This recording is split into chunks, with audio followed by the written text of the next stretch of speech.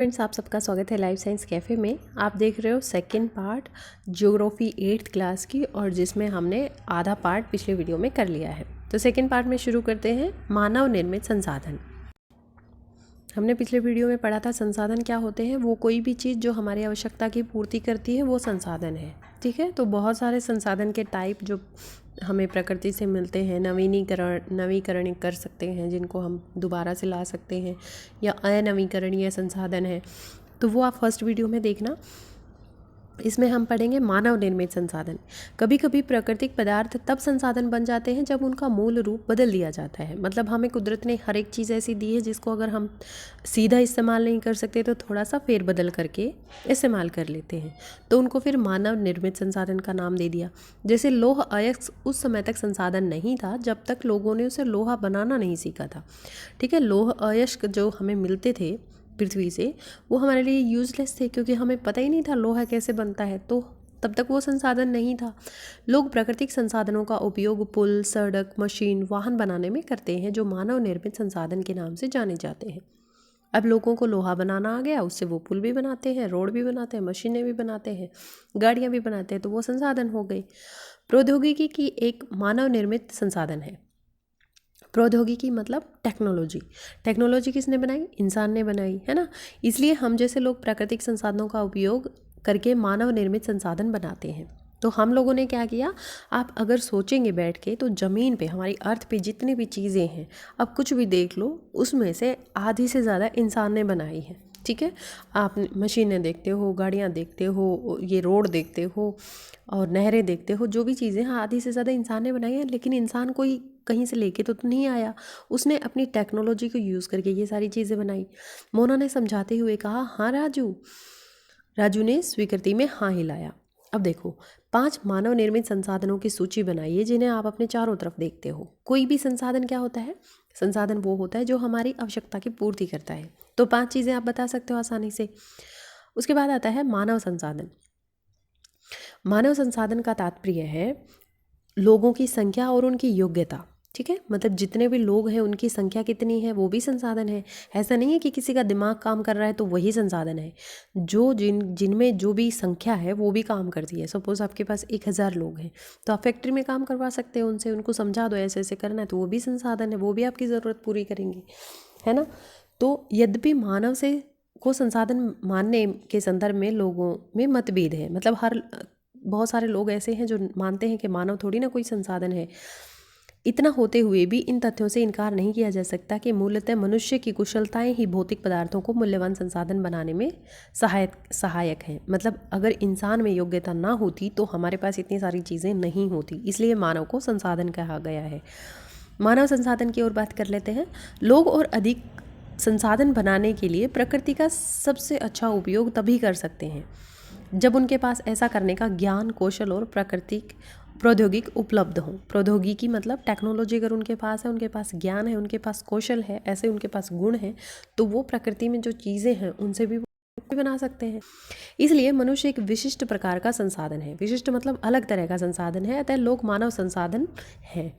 तो ये बात नहीं नकारी जा सकती कि इंसान भी संसाधन है, क्योंकि इंसानों ने ही आवश्यकताओं को पूर्ति करने के लिए टेक्नोलॉजी बनाई है। ठीक है, इंसान नहीं होते तो बंदरों ने तो कभी नहीं किया था ऐसा कि चलो पहिया बनाएं या कुछ और करें, ऐसा कुछ।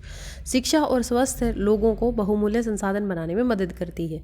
अगर आप शिक्षित हैं तो आप और अच्छा काम कर सकते हैं, अगर आप स्वस्थ हैं तो और भी ज़्यादा अच्छा कर सकते हैं। तो ये दोनों चीज़ें आपको संसाधन बनाने में मदद करती हैं। अधिक संसाधनों के निर्माण में समर्थ होने के लिए लोगों के कौशल में सुधार करना मानव संसाधन विकास कहलाता है। मतलब मानव संसाधन मंत्रालय भी एक सुना होगा आपने, वो क्या करते हैं, लोगों को कौशल प्रदान करते हैं, मतलब उनको और ज्ञान देते हैं। देखो यहाँ पे एक साइंटिस्ट है, मैडम साहिबा, वो बैठी हैं, वो सोच रही हैं, उन्होंने न्यूज़पेपर में पढ़ा कि सूखे के कारण फसलों का विनाश हो गया है। ठीक है, तो ये सोच रही हैं क्या मैं इसका समाधान निकाल सकती हूँ। तो उसने फिर कुछ सोचा होगा, आइडिया आया दिमाग में, उसने कहा हाँ क्यों नहीं। तो उसके बाद वो कामयाब हो जाती है, वो किसानों से मिलती है, तो वो कहती है कि ये सब ज्ञान, शिक्षा और कौशल के कारण संभव हुआ, हम इसका समाधान निकाल पाए। मतलब उसने कुछ ऐसा किया कि समाधान निकल गया।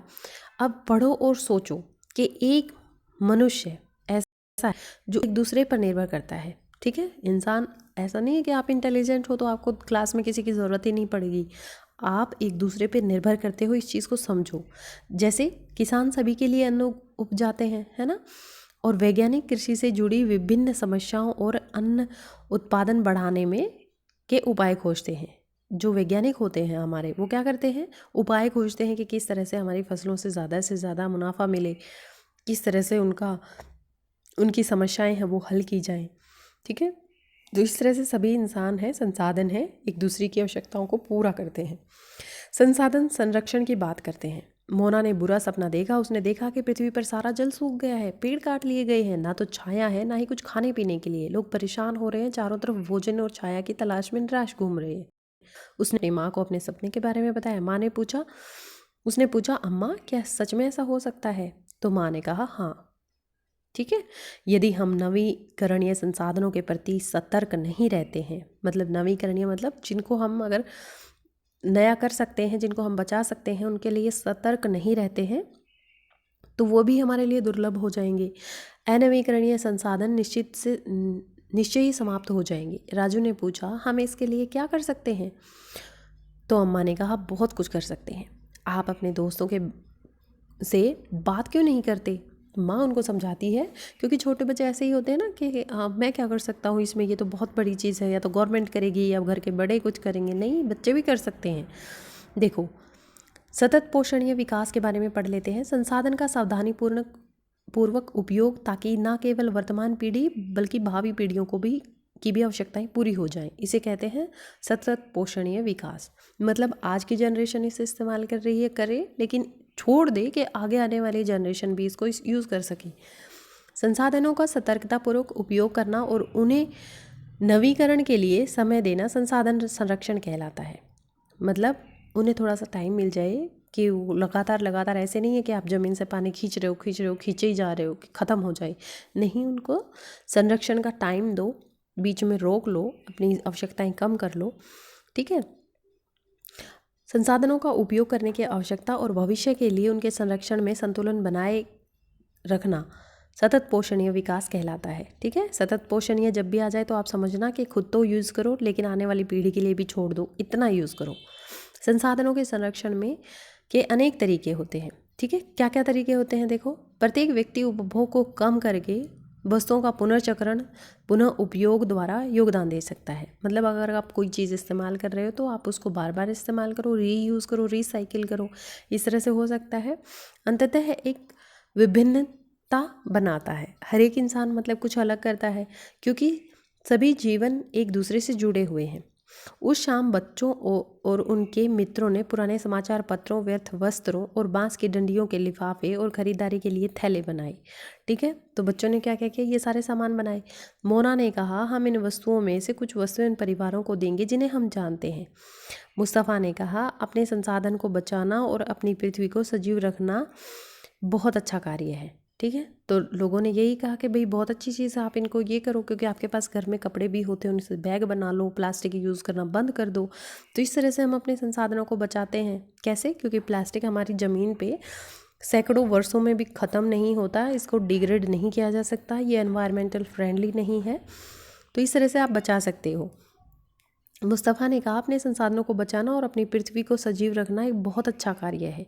मतलब हमारी पृथ्वी को भी सांस आ जाएगा। जिस भी जगह पे पॉलीथीन गिरेगा वहाँ पे कोई घास नहीं पैदा होगी, वहाँ पे कोई पेड़ नहीं खड़ा हो सकता। तो इसलिए ये प्लास्टिक बहुत बुरी चीज़ है। तो छोटे छोटे स्टेप्स ऐसे होते हैं जिससे हम अपनी अर्थ को बचा सकते हैं। फिर जस्सी ने कहा, मैं बहुत ही सतर्क रहूँगी कि कागज़ व्यर्थ ना हो। मतलब छोटे बच्चे क्या करते हैं? पेज को फाड़ते हैं, फेंक देते हैं। उसने क्यों कहा कि कागज़ को व्यर्थ नहीं करना? उसने स्पष्ट किया कि कागज़ बनाने के लिए बहुत से पेड़ों को काटा जाता है। मैं ध्यान रखूँगा कि मेरे घर में विद्युत व्यर्थ ना हो, मुस्तफ़ा ने ज़ोर से कहा। मतलब मुस्तफ़ा ने ये भी ध्यान दिया कि बिजली भी हमारे घर में बेकार ना हो। जब आप छोटे बच्चे हो तो आप अपने घर में लाइट बंद करके रख सकते हो। आप ध्यान रखो कि जहाँ पे बिजली का पंखा चल रहा है, ज़रूरत नहीं है तो उसे बंद करो। लाइट जल रही है, ज़रूरत नहीं है वहाँ पे लाइट की, तो वहाँ बंद कर दो। विद्युत जल और कोयले से मिलती है। जो हमारी बिजली है वो कहाँ से मिलती है? पानी से मिलती है, कोयले से मिलती है। मैं विश्वास दिलाती हूँ कि घर में जल बेकार नहीं होगा। छोटे छोटे बच्चे कितना प्रयास कर रहे हैं कि घर में हमारे बेकार नहीं होगा, जल कुछ भी बेकार नहीं होगा। जल की एक एक बूंद मूल्यवान है, आशा ने कहा। बच्चों ने कहा, हम सब मिलकर अंतर ला सकते हैं। बिल्कुल सही कहा उन्होंने, क्योंकि आप जो छोटे बच्चे हो, 8th क्लास में हो, आप अंतर ला सकते हो। आप अपने घर में पानी को बेकार मत करो। सपोज़ आपने कोई चीज़ धोई है ना, बिना साबुन के, तो आप वो पानी पेड़ों में डाल सकते हो। यह सब कुछ कार्य मोना, राजू और उसके मित्रों ने किए।